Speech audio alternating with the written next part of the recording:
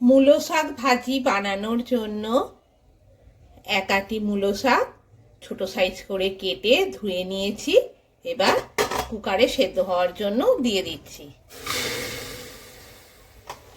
মূলো শাক বেশ শক্ত, সেই জন্য প্রেসারে সেদ্ধ করে নিলে খুব ভালোভাবে সেদ্ধ হয়ে যাবে। 1 চামচ নুন দিয়ে দিলাম আর পরিমাণ মতো জল দিয়ে দিলাম।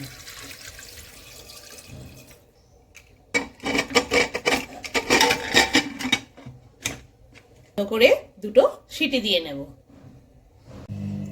এবার কড়াইতে 2 চামচ সর্ষের তেল দিয়ে দিলাম। তেলটা বেশ ভালোভাবে গরম হতে দিয়ে দিলাম। 1 পিস তেজপাতা,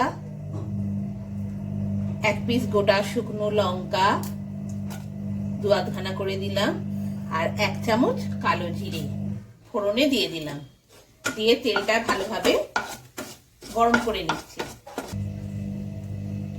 সেদ্ধ করে রাখা মূলো শাকটা ভালোভাবে জল ঝরিয়ে নিয়েছি।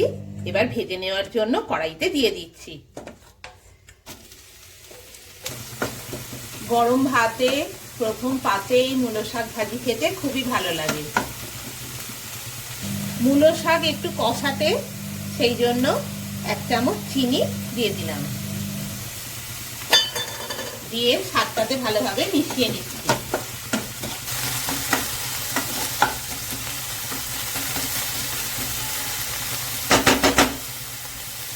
মূলো শাক ভাজি রেডি, গরম গরম পরিবেশনের জন্য। নমস্কার।